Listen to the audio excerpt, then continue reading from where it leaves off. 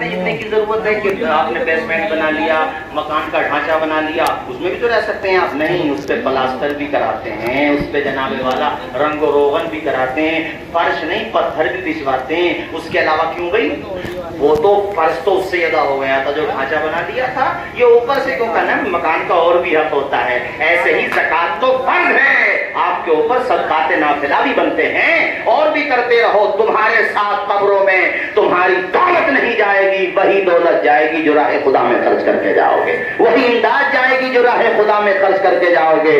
ورنہ ساتھیوں, کتنے لوگ ہیں جن کے پاس دنیا میں دولت کے انبار لگے ہوئے تھے, اتنے مالدار تو اپنے سنبل میں کیا, بھارت میں بھی شاید کوئی نکلے گا جتنا وہ برج دبئی بنانے والا پرنس تھا سعودی عربیہ کا, جس نے برج دبئی بنایا, جس میں کتنا پیسہ لگا کیلکولیٹ کرنے لگو تو بہت ٹائم نہیں لگے گی میرے ساتھیوں. جس نے پورے دبئی کو بلڈنگوں کا ایک خوبصورت جزیرہ بنا کر کے رکھ دیا. ارے جس کے وہاں زمین سے کالا سونا مطلب تیل نکل رہا ہو, اس کے پاس کتنی مالیت ہوگی. مگر پچھلے 2 سال پہلے جب اس کا انتقال ہوا, ٹویٹر پہ اس کی قبر نمبر 1 پہ ٹرینڈ کر رہی تھی, اور ہر لکھنے والا یہی لکھ رہا تھا, کوئی گل باقی رہے گا, نے چمن رہ جائے گا, پر رسول اللہ کا دین حسن رہ جائے گا. اطلس و کمخات کی پوشاک پہ نازا نہ ہو, اس تنے بے جان پر خالی کفن رہ جائے گا. ہم سفیروں بلبلیں ہیں ہم سفیروں کوئی دم کے چہچہے, بلبلیں اڑ جائیں گی, سونا چمن رہ جائے گا. اس لیے میں کہہ رہا ہوں, اللہ نے تمہیں صاحب حیثیت بنایا ہے, تو یہ بستی والوں کی ذمہ داری ہے کہ عمران بھائی جس طرح سے مدرسے کا خیال رکھتے تھے, آپ بھی مدرسے کا ویسے ہی خیال رکھیے. یہ جامعہ اسلامیہ خیروم رائے سکتی, یہ صرف اہل اسٹیج کا نہیں ہے, یہ صرف دیہات سے جڑے ہوئے لوگوں کا نہیں ہے, بلکہ شہباز پورے والوں نے جیسے پہلے قربانی دی ہے, جیسے اب دیتے ہو, آئندہ بھی اسی طریقے سے قربانی دیتے رہو. ہمارے مفتی اعظم سنبل حضرت قاری مفتی علاء الدین صاحب قبلہ تشریف فرما ہے, بڑی قربانی ہے ماشاءاللہ ادارے کے لیے. حضرت مراد علی صاحب قبلہ تشریف فرما ہے ماشاءاللہ, خون جگر پیش کر رہے ہیں ادارے کے لیے. ہمارے حضرت راحت صاحب قبلہ, مولانا محمد علی صاحب, مفتی اشفاق صاحب, یہ رات و دن اپنے طور پہ کوشاں ہیں. حضرت قاری یوسف رضا صاحب, ہم سب لوگ ہیں. حضرات آپ سے گزارش یہ ہے, آپ بھی ایسا کام کر کے جاؤ کہ بعد مرنے کے لوگ اس طرح ذکر کریں آپ کا جیسا عمران بھائی کا ذکر ہوتا ہے. میں باخدا اسٹیج پہ بتا رہا ہوں, کتنی جگہوں پہ ان کا ذکر میرے سامنے آیا. حضرت مفتی اعظم سرائے ترین مفتی زاہد علی سلامی صاحب قبلہ اس روز تشریف لائے تھے. راحت بھائی اتنی دیر تک ذکر کیا, کہا کتنی کس قدر محبت, بڑی دیر تک انہوں نے اچھے الفاظ کے ساتھ ذکر کیا, بلکہ قبر پہ بھی آئے فاتحہ پڑھنے میں. آج کے دور میں کس کے پاس وقت رکھا کسی کی قبر کے پاس جانے کو, لیکن یہ محبت تھی اور یہ ایک لگاؤ تھا. تو آپ سے میں یہ گزارش کروں گا, عرض کروں گا, زندگی کا کچھ نہیں پتا. خود میری 2 روز پہلے ان سے بات ہوئی ہے, ہم اور آپ یہاں بیٹھے ہیں, کیا گارنٹی ہے اگلی دفعہ جلسہ ہمارا اور آپ کا ساتھ ہو پائے کہ نہیں ہو پائے. ہم میں سے کیا پتا اگلے مہینے میں ملاقات کس کی ہو پائے نہیں ہو پائے. یہ تو میں نے مہینوں تک کی بات کر دی. ایک بزرگ کے واقعے میں ملتا ہے, انہوں نے اپنے مریدوں سے یہ سوال کیا, یہ بتاؤ موت اور زندگی میں کتنا ڈسٹینس ہے, کتنا فاصلہ ہے. تو ایک مرید کھڑے ہوئے, انہوں نے کہا, حضرت میں تو یہ سمجھتا ہوں فجر کی نماز میں اور ظہر میں کتنا فاصلہ, اتنا ہی فاصلہ ہے. فجر پڑھ لی, ظہر کا نہیں پتا. حضرت نے فرمایا, بیٹا اتنی لمبی زندگی نہیں ہے کہ تم فجر پڑھ کے ظہر تک کی امید لگاؤ. دوسرے نے کہا, میں یہ سمجھتا ہوں ظہر پڑھ لی, عصر کا نہیں پتا. کسی نے کہا عصر پڑھ لی, مغرب کا نہیں پتا, مغرب پڑھ لی, عشاء کا نہیں پتا. حضرت نے فرمایا, موت اور زندگی میں اتنا فاصلہ نہیں ہے جتنا تم لگا بیٹھے ہو, کئی گھنٹے کا فاصلہ لگائے بیٹھے ہو. تو ایک مرید کھڑے ہوئے, انہوں نے کہا, حضرت میں تو یہ سمجھتا ہوں نماز کی نیت باندھ لی. توجہ کے ساتھ سنو, موت اور زندگی میں کتنا فاصلہ ہے. اس سوال کے جواب میں وہ کہتے ہیں جیسے نماز کی نیت باندھ لی, اب یہ نہیں پتا نماز مکمل ہو پائے گی یا اس سے پہلے اپنی نماز ہو جائے گی, یہ نہیں پتا. انہوں نے سوچا میں نے بہت اچھا جواب دیا. حضرت نے فرمایا, جواب بہت اچھا, اوروں سے اچھا ہے, مگر موت اور زندگی میں اتنا فاصلہ نہیں ہے کہ تم نے نیت باندھ لی تو تم یہ سوچو کہ سلام پھیرنے کی مہلت ملے گی کہ نہیں. تو سب بولے, حضرت آپ بتائیں. تو حضرت نے فرمایا, ان اللہ والوں نے ارشاد فرمایا, ان کے ارشاد کو آپ حضرات اپنے ذہنوں کی ڈائری پہ نوٹ کر کے لے جاؤ. حضرت نے فرمایا, دیکھو موت اور زندگی میں صرف اتنا ہی فاصلہ ہے کہ ایک طرف کو سلام پھیر لیا، دوسری طرف کو سلام پھیرنے کا موقع ملے گا یا نہیں ملے گا۔ جس دن تمہارے ذہنوں میں بشمول میں اپنے آپ کو بھی کہہ رہا ہوں، ہم سب کے ذہنوں میں جس دن موت کی حقیقت بیٹھ گئی، کسی اصلاحی جلسے کی ضرورت نہیں پڑے گی میرے ساتھی۔ موت سب سے اچھا واعظ ہے، سب سے مؤثر واعظ ہے۔ موت ایک ایسا واعظ ہے کہ جب یہ دماغ میں بیٹھ جائے، آدمی گناہ کے لیے ہاتھ بڑھاتا ہے، تصور موت ہاتھ کھینچ لیتا ہے، گناہ کی طرف ہاتھ تو بڑھا رہا ہے، کیا پتا اس کے بعد تجھے زندگی کی آخری سانس ہی نصیب ہو۔ موت اور زندگی میں کتنا فاصلہ؟ ایک سانس کا فاصلہ ہے، صرف سانس کا۔ ہم لگا لیں 100 سال جئیں گے، بعض لوگ 70 سال کے ہو گئے، بال سارے سفید ہو گئے، 80 سال کے ہو گئے، مگر شیطان نے کیسا دھوکے میں ڈال رکھا ہے، 80 سال کی عمر ہو گئی، بعض کی 90 سال کی، 100 سال کی، مگر حرص اور جناب والا دنیا کی زندگی کی تمنا شباب پر ہے، اور 80 جناب والا 100 پلس ہونے کے باوجود بھی میں نے لوگوں کو دیکھا ہے کہ وہ دنیا ہی کی باتیں کرتے ہیں۔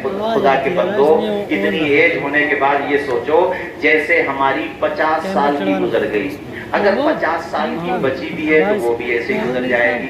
50 سال کے بعد ہم کہاں جائیں گے بھئی؟ قبر میں، قبر کی کالی کوٹری میں، اوپر سے برگے لگا دیے جائیں گے، مٹی چڑھا دی جائے گی، کون ہوگا ہمارا پرسان حال؟ دنیا میں تو ہمارے کپڑوں پہ مکھی بیٹھ جائے، یہ ہماری شان کے خلاف تھا، لیکن قبر میں وہی کفن کے 3 کپڑے اگر مرد ہو تو، اور عورت ہو تو کفن کے 5 کپڑے، کل سمپتی میں سے، کل دولت میں سے آپ اپنے ساتھ صرف کفن لے کر کے جاتے ہو، اور ہم سب دعا کریں کہ مالک ہمیں کفن بھی مل جائے، مالک ہماری نماز جنازہ بھی ہو جائے، ورنہ موت آ جاتی ہے جہاں گھر نہیں ہوتا، بہتوں کو تو کفن تک بھی میسر نہیں ہوتا۔ ابھی میں زندگی قاری یوسف صاحب ابھی 7 روز ہو گئے ہوں گے، سوار میں جلسہ تھا، 8 بہنوں کا اکیلا بھائی تھا، 8 بہنوں کا، جی 8 بہنوں کا۔ آپ تصور کریں، میری نگاہوں کے سامنے ایکسیڈنٹ ہوا، یعنی نگاہوں کے سامنے کا مطلب یہ ہے کہ ایکسیڈنٹ جب ہوا تو میں پہنچ گیا تھا اس وقت، مطلب میں نے ایکسیڈنٹ ہوتے ہوئے تو نہیں دیکھا، لیکن جب ایکسیڈنٹ ہو چکا تھا تو اس وقت بالکل بتایا کہ ابھی جسٹ ایکسیڈنٹ ہوا ہے، اور اس کو بڑی مشکل سے نکالا، اور نکالنے کے بعد وہاں لوگوں نے بتایا کہ حضرت 8 بہنوں کا اکیلا بھائی تھا، اکیلا بھائی تھا۔ ذرا سوچو کتنا غم کا پہاڑ ٹوٹا ہوگا اس کی فیملی پر۔ ہماری آپ کی زندگی کا بھی کچھ نہیں پتا میرے ساتھیوں، کچھ نہیں پتا کب کہاں کس عالم میں چراغ بجھ جائے۔ یہ اشعار کی فرمائش کی گئی ہے، پڑھ دیتا ہوں، اس کے بعد پھر مائی قاری یوسف رضا صاحب کے حوالے ایک مرتبہ بلند آواز سے سبحان اللہ اس نیت کے ساتھ بولیے کہ اللہ تعالیٰ ہم سب کے سبحان اللہ کہنے کا ثواب عمران بھائی اور ان کے والد مرحوم کو عطا فرمائے۔ زور سے بولیں سبحان اللہ۔ حشر میں پھر ملیں گے میرے دوست، حشر میں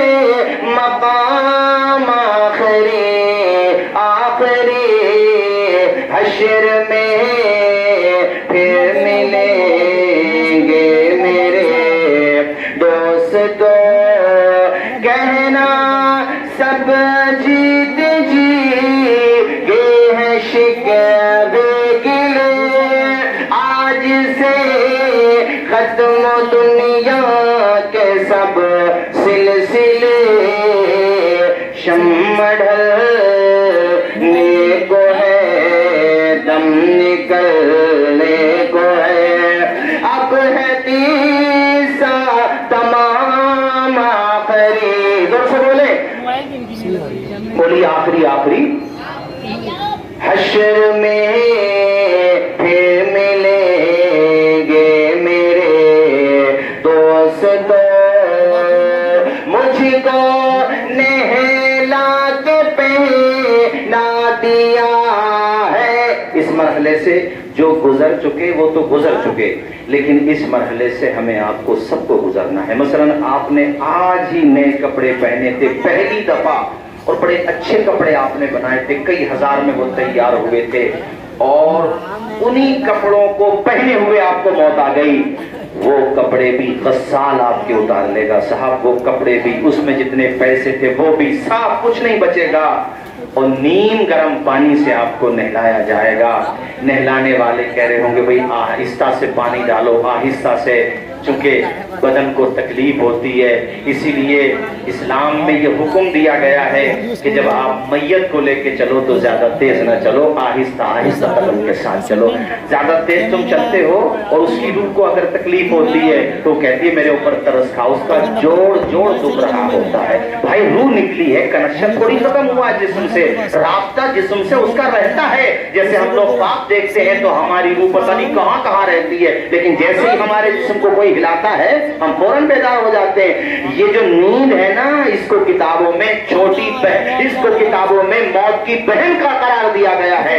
دوسرے لفظوں میں کہہ لو سونا، جو نیند ہے یہ موت چھوٹی موت ہے، اور وہ تو حقیقی موت ہوتی ہے صاحب۔ روح نکالی جاتی ہے، انسان تڑپ رہا ہوتا ہے، وہ امیدیں کر رہا ہوتا ہے کہ کاش اپنے بچوں کا چہرہ دیکھ لوں، کاش اپنے بیوی بچوں کو دیکھ لوں، کاش اپنے باپ سے کوئی بات کہہ دوں، بھائی سے کوئی بات کہہ دوں، مگر یہ قدرت کا نظام ہے، لا یستأخرون ساعة ولا یستقدمون۔ جب موت کا وقت آ جاتا ہے تو لمحہ برابر بھی موت نہ آگے بڑھتی ہے نہ پیچھے ہٹتی ہے۔ موت جب آ جاتی ہے تو صاحب انسان آنکھیں کھول کے دیکھتا ہے۔ جس موت کے بارے میں ہم سنتے تھے موت ہوتی ہے موت ہوتی ہے، آج اس موت کے پل سے میں بھی گزر رہا ہوں، میرے بھی بچے یتیم ہو جائیں گے، میرے بھائیوں کی بھی کمر ٹوٹ جائے گی، میرا باپ بھی کمزور ہو جائے گا، میری بہنیں آپ دیدہ ہو جائیں گی، سب روتے ہوئے۔ میں آج تک اوروں کی موت کے بارے میں سنتا تھا، لیکن آج میرا اپنا نزا کا وقت آ گیا۔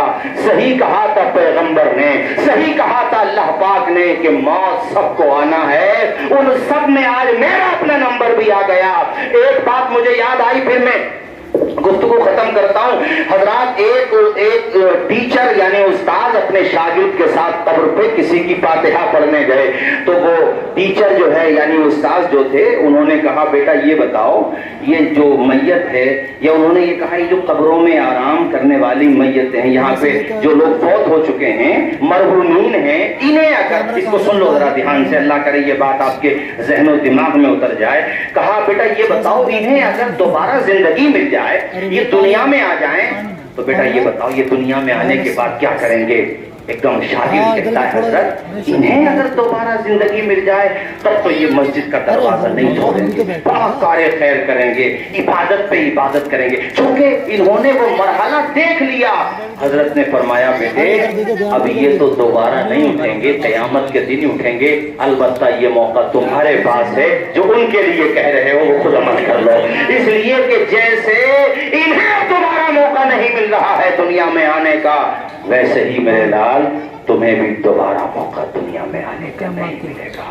اس لیے اس زندگی کو غنیمت مت جانو، 5 وقتہ نماز کی پابندی کیا کرو، دکان پہ بھی ہو نماز کی گاಂٹ باندھ کے جاؤ کہ مجھے نماز نہیں چھوڑنا۔ اللہ نے صاحب نصاب بنایا ہے، زکات دو، زکات میں لاپرواہی بالکل مت برتو، یہ فرض ہے۔ جو لوگ اپنے مالوں کی زکات نہیں نکالتے، قیامت کے دن یہ زکات نہ نکلا ہوا مال اژدہے کی شکل میں تمہاری گردن میں آ کر کے لپٹ جائے گا، اور پھر وہ پوری حدیث بخاری شریف میں ہے کہ تمہارے پیچھے بھاگے گا وہ اژدہا، جان بچانے کے لیے اپنا ہاتھ اس اژدہے کے منہ میں ڈال دو گے، اور پھر وہ تمہارے ہاتھ کو ایسے چبائے گا جیسے اونٹ چارے کو چباتا ہے۔ قوم کی بہنوں اور بیٹیوں سے بھی کہوں گا جن پہ اتنا زیور ہے، جس پہ زکات بنتی ہے، تو وہ بھی زکات نکالیں۔ زکات دینے سے مال گھٹتا نہیں ہے، بلکہ قرآن کہتا ہے زکات دینے سے مال بڑھ جاتا ہے۔ تو بھروسہ رکھو، یقین رکھو، دینے والی ذات اللہ کی ذات ہے۔ اندھیرا دور کرنے کو اجالا کون دیتا ہے؟ امیدیں ٹوٹ جائیں تو سہارا کون دیتا ہے؟ شکم کی آگ جب بڑھ کر کلیجہ چھلنی کرتی ہے، بجھا کر تشنگی منہ میں نوالا کون دیتا ہے؟ وہ جو پتھر میں بھی کیڑوں کو غذا دیتا ہے وہ خدا ہے جو ہم سب کا کام بنا دیتا ہے۔ مولا تعالیٰ اپنے فضل سے ہم سب کی حاضری قبول فرمائے. میں نے جو باتیں کہیں اگر کوئی بات خلاف شرع نکلی ہو، میں بھی کلمہ پڑھتا ہوں، میرے ساتھ آپ بھی پڑھ لیجئے تمام حضرات بلند آواز سے، لا الہ الا اللہ محمد رسول اللہ. اللہ تعالیٰ اپنے فضل سے ہمارے مرحوم عمران